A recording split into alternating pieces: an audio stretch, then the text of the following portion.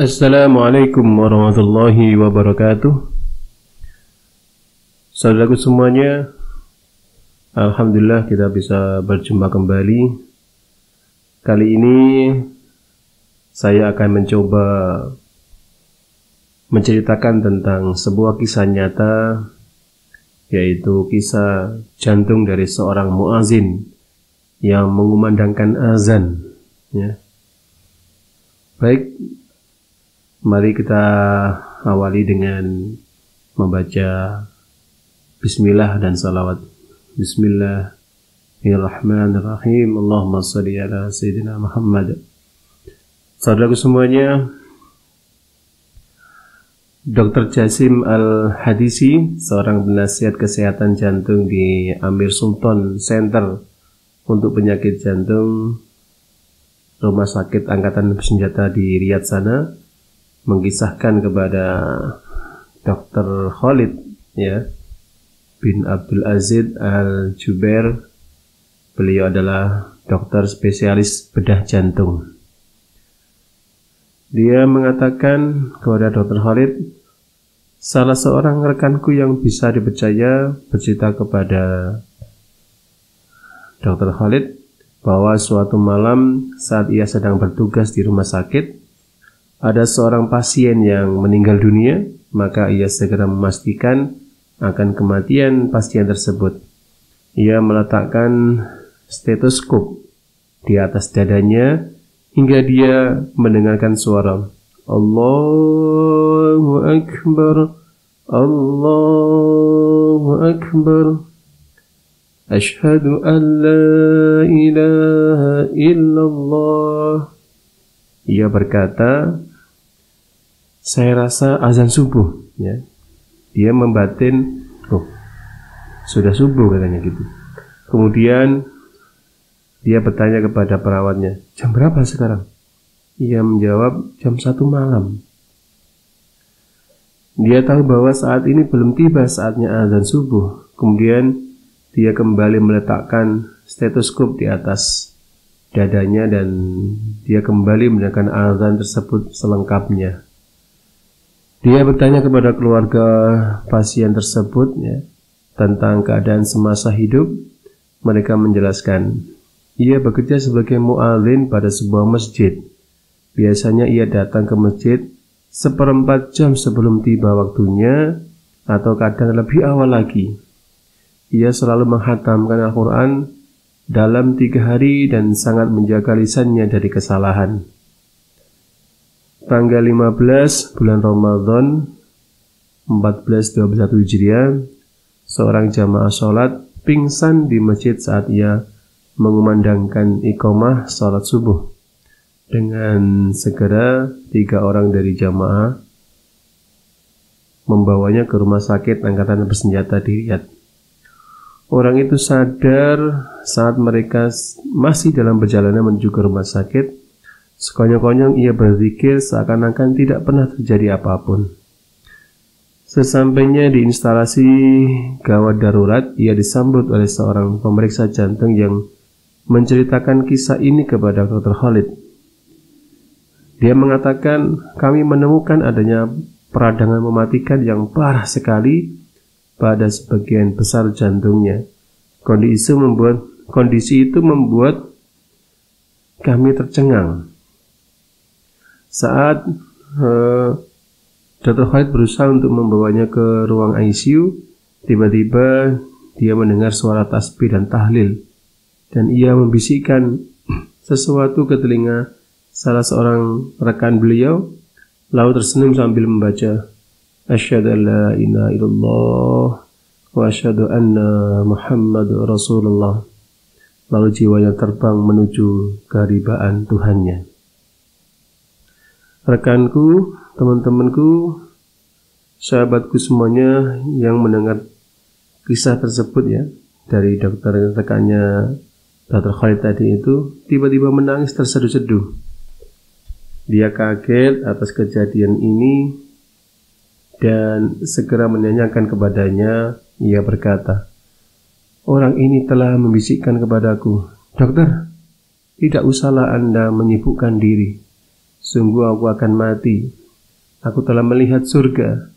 Insya Allah aku akan segera menuju ke sana. Aku melihatnya sekarang. Sungguh aku melihatnya. Saat orang ini ditanya tentang riwayat hidup, sisi kehidupan orang yang telah meninggal tadi itu, ia berkata, ia sangat menjaga dua perkara. Yang pertama, ia dan muazin selalu saling mendahului untuk datang ke masjid.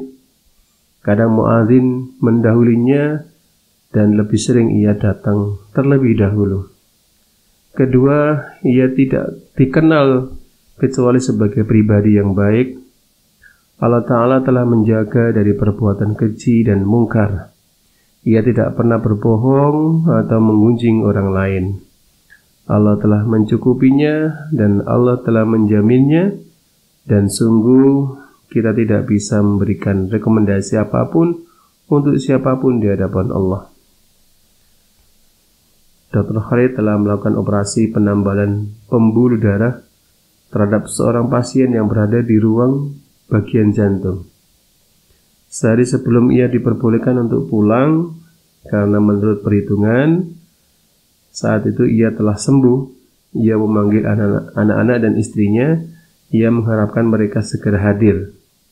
Sesaat setelah mereka semua hadir, ia berkata, "Aku akan meninggal sebentar lagi, maka maafkanlah aku." Kemudian ia memanggil dokter dan para perawat yang merawatnya untuk mengucapkan terima kasih kepada mereka. Lalu ia berbaring di atas sisi kanannya seraya mengucapkan, "Asyhadu an la ilaha illallah wa asyhadu anna Muhammad Rasulullah." Ia telah menghadap Tuhannya. Dr. Khalid bertanya kepada anaknya tentang riwayat hidup ayah mereka. Mereka menjelaskan, "Ayah kami orang yang baik. Kami tidak pernah melihatnya menggunjing, berbohong, berbuat keji atau kemungkaran."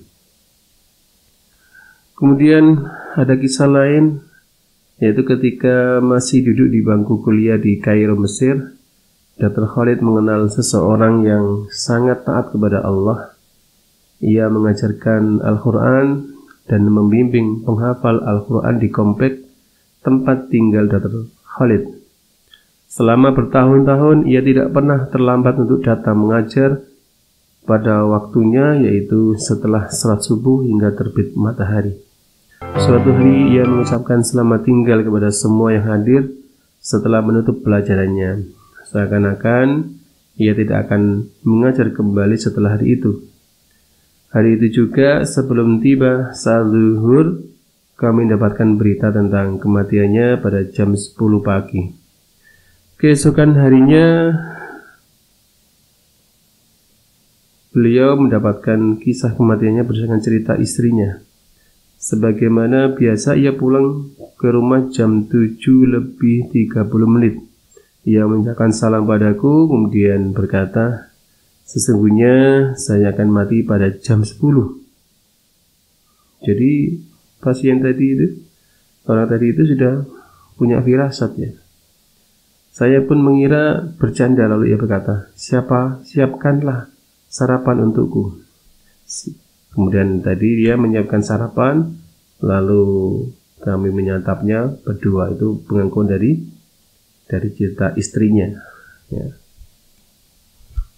Pada jam 8:30 ia masuk ke kamar mandi.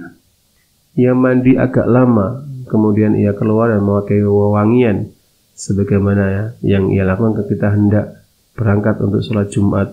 Lalu ia memakai pakaian yang paling bagus dan mulai membaca Al-Quran. Beberapa menit sebelum jam 10 ia berkata, "Saya akan mati pada jam 10, maka maafkanlah aku, lupakanlah semua kesalahan dan kekhilafanku kepadamu." Itu adalah pesan terakhir yang dia ucapkan pada istrinya.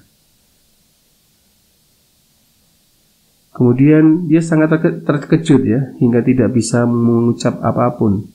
Beberapa detik sebelum jam 10, ia bersiap-siap untuk tidur lalu membaca, "Asyhadu an la ilaha illallah wa asyhadu anna Muhammad Rasulullah." Lalu ia menghadap Tuhannya. Kemudian ada kisah lain ya, yang menceritakan kepada kita semuanya. Kita akan belajar dari cerita ini. Sungguh ya, belum pernah melihat ya ada orang menggunjing orang lain ya, berbohong, menipu, berbicara kotor atau mungkar ya, sejak dia mengenalnya di perumahan tersebut. Ada sebuah pertanyaan yang perlu untuk dijawab. Berapa banyakkah orang-orang yang salatnya mampu mencegah dari perbuatan keji dan mungkar? Allah Ta'ala berfirman dalam surat Al-Ankabut ayat ke-45.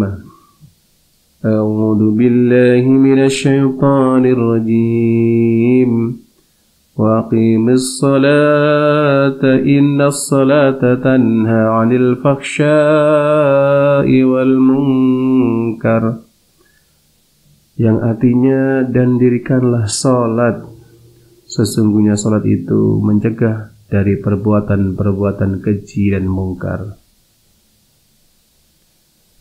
Teman-teman semuanya, perlu kita sayangkan bahwa kadang kita masih temui orang-orang yang menggunjing orang lain padahal ia belum keluar dari masjid. Atau kadang ia menggunjing maupun berbohong padahal ia masih berada di pintu masjid setelah menunaikan sholat. Atau pedagang yang menipu pembelinya padahal baru saja ia menunaikan sholatnya di masjid. Atau orang yang menzalimi orang lain atau bermuamalah dengan riba padahal ia termasuk orang-orang yang biasa membaca takbiratul ihram menunaikan sholat. Saudara-saudaraku, sesungguhnya orang yang sholatnya tidak mampu mencegahnya dari perbuatan keji, mungkar, dan keburukan-keburukan lainnya berupa kemaksiatan dan dosa, maka hendaklah ia mengintrospeksi dirinya. Kita hendaknya mengintrospeksi diri kita, karena disitulah kekurangannya. Mungkin kita belum bisa melakukan sholat sebagaimana mestinya, atau kita tidak menunaikannya dengan khusyuk. Seandainya kita mampu merasakan keagungan sholat lalu mendirikannya sebagaimana mestinya, tentulah dengan izin Allah salat itu akan mencegah kita dari perbuatan keji dan mungkar. Saudaraku yang mulia, sebelum coba-coba menggunjing, berbohong, menipu, dan mengambil riba, ingatlah bahwa baru saja kita menunaikan salat di masjid. Semoga saja cara itu akan membantu kita untuk menahan diri agar di hari kiamat nanti kita tidak termasuk orang-orang yang pailit. Sungguh semua ini terjadi atas kehendak Allah. Dialah yang menunjukkan kepada jalan kebenaran.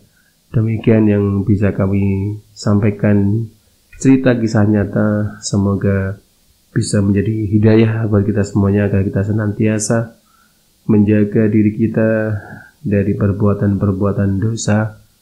Ketika kita sudah selesai melaksanakan ibadah salat, zikir, baca Quran, dan lain sebagainya. Wallahul muwafiq ila aqwamit thoriq. Wassalamualaikum warahmatullahi wabarakatuh.